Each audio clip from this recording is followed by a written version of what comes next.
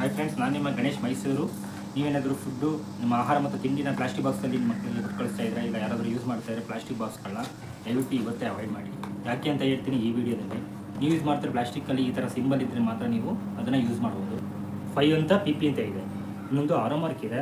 5 ಅಂತಂದರೆ ನಿಮಗೆ plastic production ಮಾಡಬೇಕಾದ್ರೆ 1 to 7 ಗಂಟೆ ಗ್ರೇಡ್ ಕೊಟ್ಟಿದ್ದಾರೆ.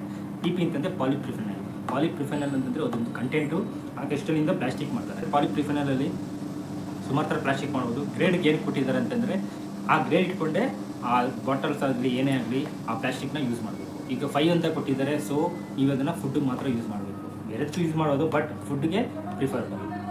ಬಟ್ ಆ ಕೆಲವು ಸಿಂಬಲ್ಗಳನ್ನು ತೋರಿಸಿದ್ದಾರೆ. ಇದು ಮೈಕ್ರೋವೇವ್ ಅಂತ, ನೀವು ಸ್ವಲ್ಪ ಬಿಸಿಯಾದ ಪದಾರ್ಥಗಳನ್ನು ನೀವು ಇದರಲ್ಲಿ ಹಾಕ್ಬೋದು.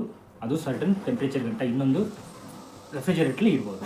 ಸೊ ನೀವೇನಾದರೂ ನಿಮ್ಮ ಮಕ್ಕಳಿಗೆ ಈ ಥರ ಫುಡ್ ಬಾಕ್ಸ್ಗಳು ಕೊಟ್ಟಿದ್ದಾರೆ, ಇವತ್ತೇ ಚೆಕ್ ಮಾಡಿ ಈ ಥರ ಸಿಂಬಲ್ ಇದೆಯಾ, 5 PP ಅಂತ ಇದೆಯಾ. ಅದು ಸರ್ಟನ್ ಟೆಂಪ್ರೇಚರ್ ಗಂಟ. ನೀವು ತುಂಬ ಬಿಸಿ ಪದಾರ್ಥಗಳು ಹಾಕಿದ್ರೆ ಏನಾಗುತ್ತೆ ಅಂತಂದರೆ ಅಲ್ಲಿರೋ ಆ ಪ್ಲಾಸ್ಟಿಕ್ ಏನು ಮಾಡುತ್ತೆ ಅಂದರೆ ತನ್ನ ಕೆಮಿಕಲ್ ಗುಣಗಳನ್ನ ಹೊರಡೆ ಬಿಡುತ್ತೆ. ಸೊ ಅವಾಗ ಏನಾಗುತ್ತೆ ಅಂದರೆ ನಿಮ್ಮ ಮಕ್ಕಳಿಗೆ ಯಾವುದೋ ಆರೋಗ್ಯದ ಮೇಲೆ ದುಷ್ಪರಿಣಾಮ ಬೀಳುತ್ತೆ. ಏನಾದರೂ ಯೂಸ್ ಮಾಡ್ತಾಯಿದ್ರೆ ಇವತ್ತೇ ಚೆಕ್ ಮಾಡಿ. ಇನ್ನೇನಾದರೂ ತೊಗೋಬೇಕು ಅಂತಿದ್ರೆ PP ಅನ್ನೋದು ಚೆಕ್ ಮಾಡಿ. 5 PP ಅಂತ ಇದ್ದರೆ ಮಾತ್ರ ತೊಗೊಳ್ಳಿ. ಅದನ್ನು ಅಷ್ಟೇ ಜಾಸ್ತಿ ತಿಂಗಳು ಯೂಸ್ ಮಾಡೋಂಗಿಲ್ಲ, ಸರ್ಟನ್ ಶೆಲ್ಫ್ ಲೈಫ್ ಇರುತ್ತೆ, ಅಲ್ಲಿ ತನಕ ಮಾತ್ರ ಈ ಬಾಕ್ಸ್ಗಳನ್ನ ಯೂಸ್ ಮಾಡ್ಬೋದು.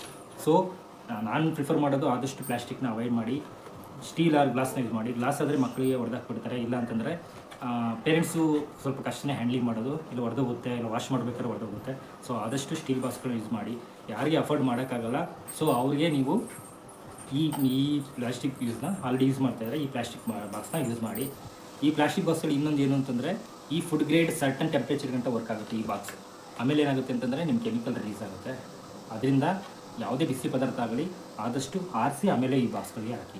ಕೆಲವು ಕಡೆ ಏನು ಮಾಡಿರ್ತಾರೆ ಅಂದರೆ ಕೆಲವರು ಏನು ಮಾಡ್ತಿರ್ತಾರೆ, ಸ್ಟೀಲ್ ಬಾಕ್ಸ್ ಕೆಳಗಡೆ ಇರುತ್ತೆ, ಮೇಲ್ಗಡೆ ಕವರ್ ಮಾತ್ರ ಪ್ಲಾಸ್ಟಿಕ್ ಇರುತ್ತೆ. ಸ್ಟೀಲ್ ಬಾಕ್ಸ್ ಅದು ಅಷ್ಟೇ, ನಿಮಗೆ ನೀವು ಮುಚ್ಚಳ ಹಾಕಿದ್ಮೇಲೆ ಬಿಸಿ ಪದಾರ್ಥ ಹಾಕಿ ಅದರಿಂದ ನಿಮಗೆ ಆ ಬಿಸಿಯಿಂದ ಏನಾಗುತ್ತೆ ಅಂತಂದರೆ ಆ ಪ್ಲಾಸ್ಟಿಕ್ಕು ತನ್ನ ಏನು ಒರಿಜಿನಾಲಿಟಿ ಇದೆ ಅದರಿಂದ ಕೆಮಿಕಲ್ ರಿಲೀಸ್ ಮಾಡುತ್ತೆ ಫುಡ್ಗೆ. ಸೊ ಅದರಿಂದ ನೀವೇನಾದರೂ ಚೆಕ್ ಮಾಡಿ, ಇವತ್ತೇ ಯೂಸ್ ಮಾಡ್ತಾಯಿದ್ರೆ ಚೆಕ್ ಮಾಡಿ 5 PP ಅಂತ ಇದೆಯಾ ಅಂತ. ಆ ಗ್ರೇಡ್ ಸಿಂಬಲ್ದು ನಾನು ಹಾಕಿರ್ತೀನಿ, ಈ ಸ್ಕ್ರೀನ್ಶಾಟಲ್ಲಿ ನೋಡಿ ನಿಮಗೆ ಹೇಗೆ ಅರ್ಥ ಆಗುತ್ತೆ. 1 to 7 ಗಂಟೆ ಕೊಟ್ಟಿರ್ತಾರೆ. PP ಅನ್ನೋದು ಪಾಲಿಪ್ರಿಫೆನಲ್ ಅಷ್ಟೇ ಕಂಟೆಂಟು, ಬಟ್ ನಿಮಗೆ ಅದು BPA ಫ್ರೀ ಆಗಿರಬೇಕು. ಬಿಸ್ಫಿನಾಲ್ ಅಂತ 2 ಅಂತ ಇದೆ, ಆ ಕೆಮಿಕಲ್ ಯಾವುದಕ್ಕಿಂತ ಫ್ರೀ ಆಗಿರಬೇಕು, ಯಾವುದೇ ಪ್ಲಾಸ್ಟಿಕ್ಕು.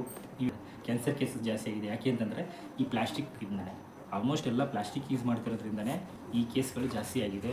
ಸೊ ನಾನು ಹೇಳೋದಿಷ್ಟೇ, ನೀವೇನಾದರೂ ನಿಮ್ಮ ಮನೇಲಿ ಯೂಸ್ ಮಾಡ್ತಾಯಿದ್ರೆ ನಿಮ್ಮ ಮಕ್ಕಳಿಗೆ, ಯಾಕೆಂದರೆ ಇದು ನಿಮ್ಮ ಮಕ್ಕಳ ಆರೋಗ್ಯದ ಮೇಲೆ, ಅವ್ರ ಭವಿಷ್ಯದ ಮೇಲೆ ನಿರ್ಧಾರ ಮಾಡುತ್ತೆ. ಅವ್ರ ಆರೋಗ್ಯವಾಗಿದ್ದರೆ ಅವ್ರ ಭವಿಷ್ಯ ಚೆನ್ನಾಗಿರುತ್ತೆ.